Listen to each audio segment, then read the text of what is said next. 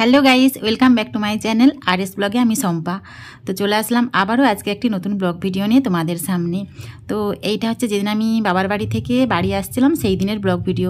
তোমরা এর আগের ব্লগে দেখেছো যে আমি বাবার বাড়িতে গিয়েছিলাম, আর সেখান থেকে আমি যেই দিন বাড়ি আসি সেই দিনের এটা ব্লগ ভিডিও। তো এডিটিং করতে একটু আমি সময় পাচ্ছিলাম না, তো সেই জন্যই আমি ভিডিওটা একটু দেরি করেই পোস্ট করলাম। আর বাড়িতে এসেই যা দেখলাম, আমার পুরো মাথায় হাত পড়ে গিয়েছিল। এরকম দেখবো বাড়িতে এসে আমি একদম ভাবতেই পারিনি।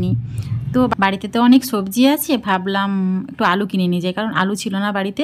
আর কচু দেখতে পেয়েও কচু কিনে নিয়েছি, আর একটু আধক্ষণ আমি বৈতাল কিনে এনেছিলাম। তো তারপরে দেখো বাড়িতে এসে কি দেখলাম, আমি বাড়িতে এসে দেখছি যে বাড়িতে লাইন নেই, সব কিছুই অফ। আমি যে ফ্রিজে যে এত সবজি এবং অন্যান্য আরও জিনিসপত্র যে রেখে দিয়ে গিয়েছিলাম সব পচে নষ্ট হয়ে গেছে। আর আমরা যেই দিনই বাড়ি থেকে বেরিয়ে গেছি বাবার বাড়ি যাব বলে, আর সেই দিন থেকেই বাড়িতে লাইন অফ। তো জানতামই না যে বাড়িতে লাইন অফ আছে, এরকম অফ হয়ে গিয়েছে বলে। তো সেই জন্যই সমস্ত সবজি পচে পুরো নষ্ট হয়ে গেছে। 3 দিন ছিলাম না বাড়িতে, 3 দিন এই ফ্রিজটা আমার অন অবস্থায়, যেহেতু লাইন নেই, অফ হয়ে পড়ে আছে। তার মধ্যে এত সব জিনিসপত্র ছিল, তো জিনিসগুলো কি আর ভালো থাকবে? তো ফার্স্ট টাইম এই প্রথম আমার এই অভিজ্ঞতা হলো যে এইরকম সব পচে নষ্ট হয়ে যায়। কারণ আমি যখনই কোথাও যাই, 1-2 দিনের প্রোগ্রাম যখনই আমার থাকে, আমি ফ্রিজটা সাধারণত খালি করেই যাই, কোন এইসব জিনিসপত্র আমি রেখে যাইনি। ফ্রিজটা খালি করে দিয়েই আমি অফ করে দিয়ে যাই। এই প্রথম আমি ফ্রিজটা অন করে রেখে দিয়ে গিয়েছিলাম, কারণ ফ্রিজে অনেক জিনিসপত্র ছিল, সেই জন্যই অন অবস্থায় চলে গিয়েছিলাম। যে 2 দিনের তো ব্যাপার, 2 দিন থাকবো, তারপরে চলে আসবো, তারপরে এগুলো সব রান্না করে খাওয়া হয়, যে 2 দিনে কিছু নষ্ট হবে না, থাকবে ভালো।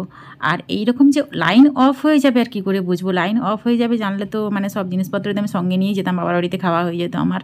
কিছু মাছ রেখে দিয়ে গিয়েছিলাম, মাছগুলো এত গন্ধ ছাড়ছে, নাকের সামনে আনাই যাচ্ছে না, আনলে যেন বমি উঠে আসছে, এই রকম গন্ধ ছাড়ছে। পুরো ফ্রিজটা খুলে দিলে একটা সে বিচ্ছিরি গন্ধ, সেই গন্ধটা যেন সহ্য করাই যাচ্ছিল না। তো আমি সারাদিন ফ্রিজটা এরকম খুলে রেখেছিলাম। তো তারপরে দেখলাম যে বাড়িতে কারেন্ট নেই, যেহেতু বাড়িতে এতটুকু জলও নেই যে রান্না বসাবো। তারপরে একটা ভাইকে, সেই ভাইটা কারেন্ট অফিসে কাজ করে আর কি, তো সেই ভাইটাকে অনেক বলাবলি করার পরে সেই ভাইটা কারেন্ট খুঁটিতে উঠে কারেন্টটা তারটা আমাদের পরিয়ে দিল। তো কারেন্ট অফ হয়ে গিয়েছিলো বলতে, কারেন্টতে যেই তারটা থেকে আমাদের বাড়িতে লাইন আসে সেই তারটা মেন খুঁটি থেকে খুলে গিয়েছিলো, মোচা ধরে ধরে নাকি খুলে গিয়েছিলো, আর সেই জন্যে অফ হয়ে গেছে লাইনটা। তো আমরা থাকা অবস্থায় এরকম হলে এত জিনিসপত্র আমাদের ক্ষতি হতো নি, যেহেতু আমরাও ছিলাম না বাড়িতে, আর সেই দিনে এরকম ঘটনাটি ঘটে গেছে। তো সেই জন্যই 3 দিন এরকম লাইন অফ হয়ে পড়ে আছে, আর সমস্ত সবজিগুলো আমার নষ্ট হয়ে গেল। কিছু করার নেই, কপালে এই ক্ষতিটা আমাদের ছিল। তো মনটাও খারাপ লাগছিল, এতগুলো সবজি ফেলে দিতে হবে। তারপরে এঁচোড়টা এনে রেখেছিলাম রান্না করবো বলে, এঁচোড়টা তো পুরোটাই নষ্ট হয়ে গেছে, এতটুকুও খেতে পাইনি।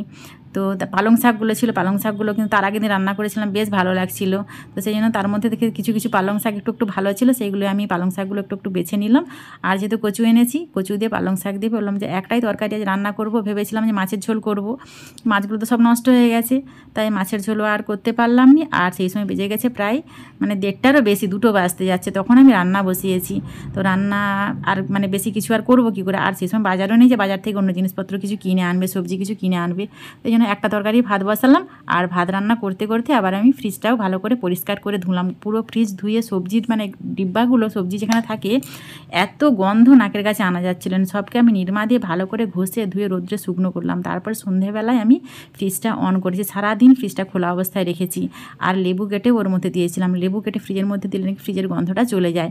সন্ধেবেলায় দেখলাম যে গন্ধটা কমে গেছে, তারপরে আবার ফ্রিজটা আমি অন করলাম। তো যাই হোক, এটা কপালে আমার দুর্ভোগ ছিল, এতগুলো সবজি নষ্ট হবে, এগুলো আমার কপালে খাওয়া ছিল না আর কি, এই জন্য সব ফেলে দিতে হলো। তারপরে পুজো করলাম, পুজো করে খাওয়া দাওয়া করলাম।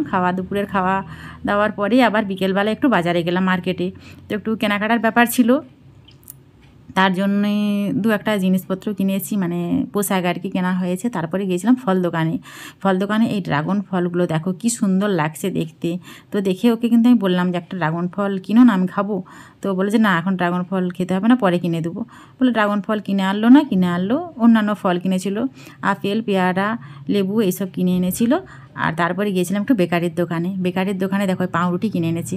তো তোমরা এর আগের ব্লগে অনেক ব্লগে দেখেছো যে পাউরুটিটা আমাদের এখানে কিন্তু সত্যি খুব টেস্টি হয়। আমার ভাই বোন সবাই প্রত্যেকে পাউরুটি খুব পছন্দ করে। আর আমি যখন বাবার বাড়ি যাই এই পাউরুটি নিয়ে যাই, ওরা বলে যে তোকে অন্য কিছু আনতে হবে না, তুই পাউরুটিটাই আনবি। তো ওখানে গেলে আমি ওটাই নিয়ে যাই।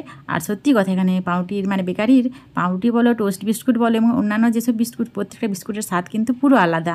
আর এই একটা বড় কৌটো এনেছিলাম, এতে একটা টোস্ট বিস্কুট, খেতে কিন্তু অপূর্ব সুন্দর ছিল।